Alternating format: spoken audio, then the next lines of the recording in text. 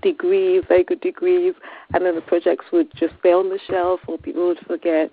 And this is a very important thing because we need to move away from just thinking of science and technology staying in the lab and people with white coats to how exactly it can impact our lives.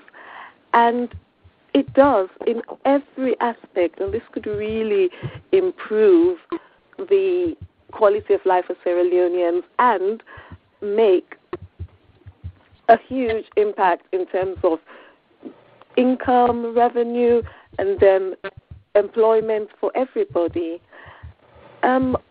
More specifically, certain areas that it impacts, say in agriculture, there's so much scope there for small industries, for people to be able to do little things, little innovations that would make farming a lot easier. There's also scope in terms of households. Okay, I'm a woman, and living in the West, you can just see how science and technology impacts almost every aspect of your life and how it improves your quality of life day to day, from household stuff, things that you do. Cooking, for instance, there's so much advancement that we could make use of that in Sierra Leone, moving away from the coal pot and the fireside and that sort of thing. Day-to-day things that would make life so much easier for everybody, and also be a source of generating income. And that kind of innovation would create employment. The scope there is just absolutely tremendous. We don't even have enough time to talk about that. And it's not just household, it's things like transportation, communication, back to even cosmetics. Again, I live in the West, and up to today, one of the best cosmetic products I think there is Ori that we put on our body. But we haven't developed these things enough, and there's a market for them. Our products are have tremendous health benefits.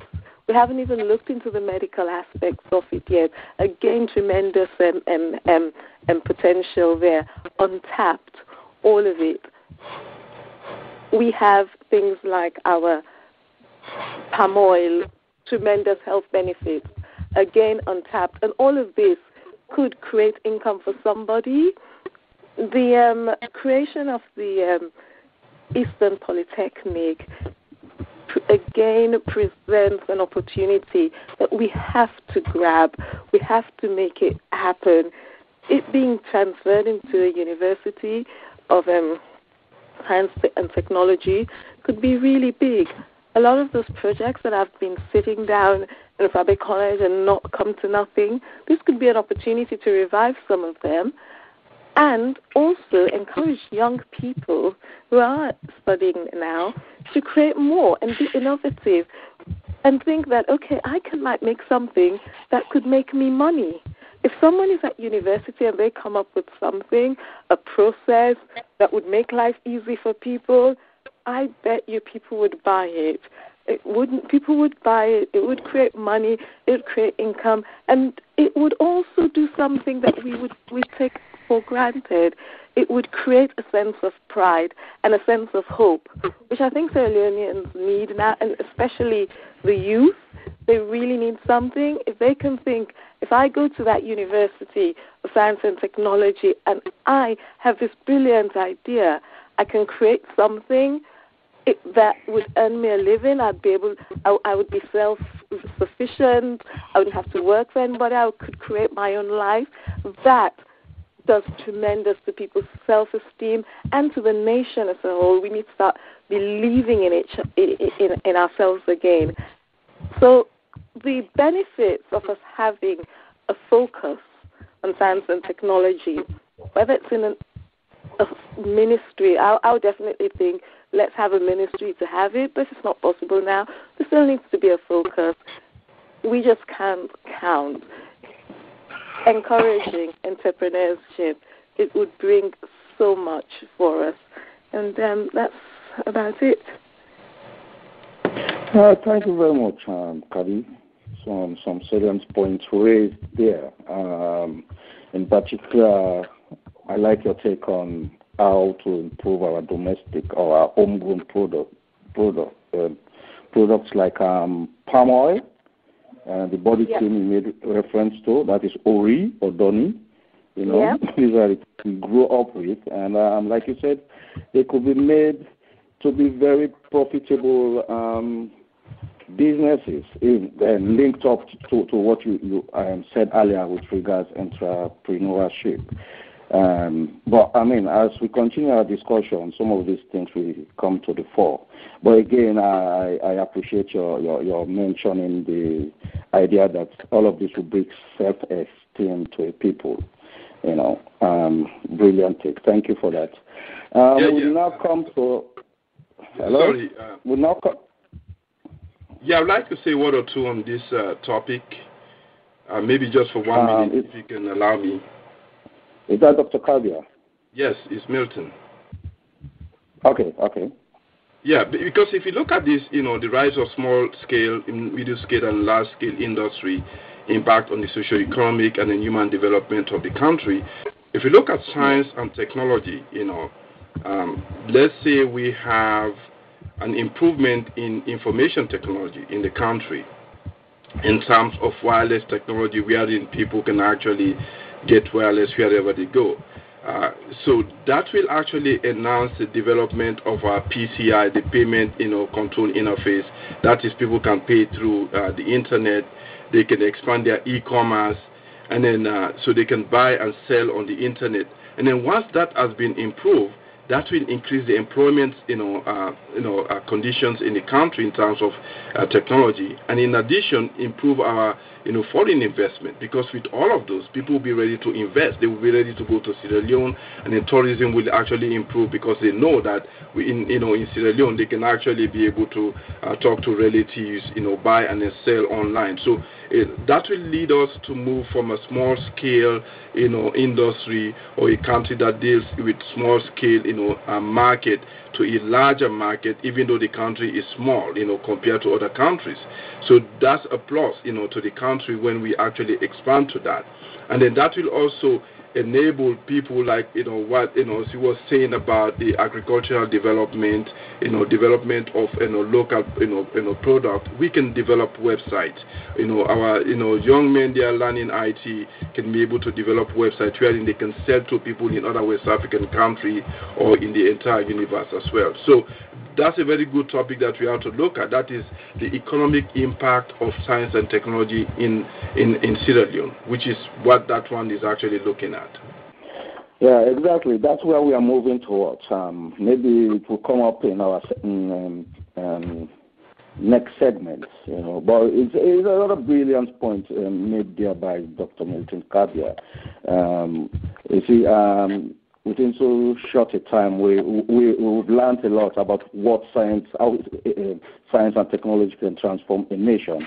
I only hope somewhere out there someone is listening, and maybe one day we'll realize these dreams.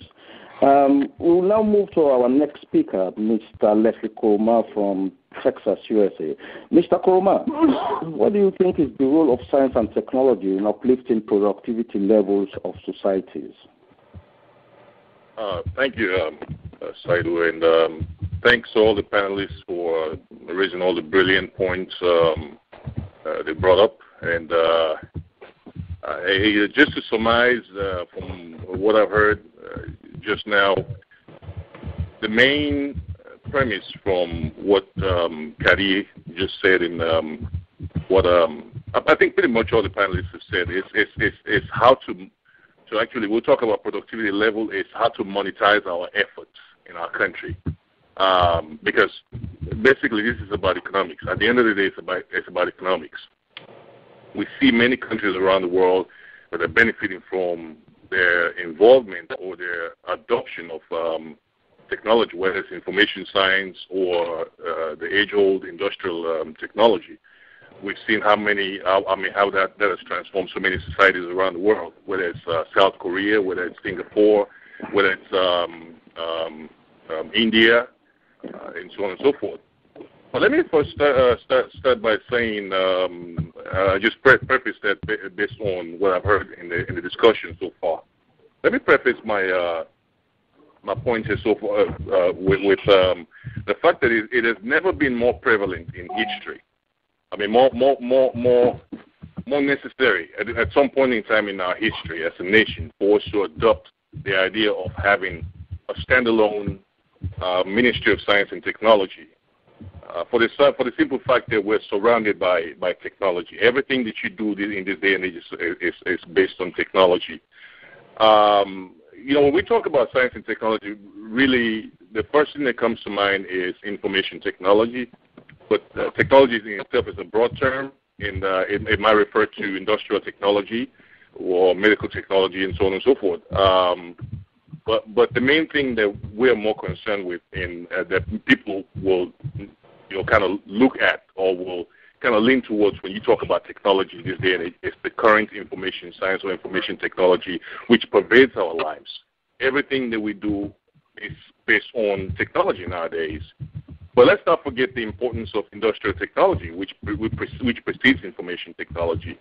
In industrial technology, which started in the English Isles in the 17th century, has been responsible for the transcendence of a lot of societies, from being basic agrarian societies to industrial societies, where they've been able to perfect a lot of their practices to kind of realize maximum productivity in terms of whether it's agricultural production, whether it's manufacturing. So technology in that sense, it's what we have not adopted yet. When we talk about how can we use technology in our society to uplift productivity levels.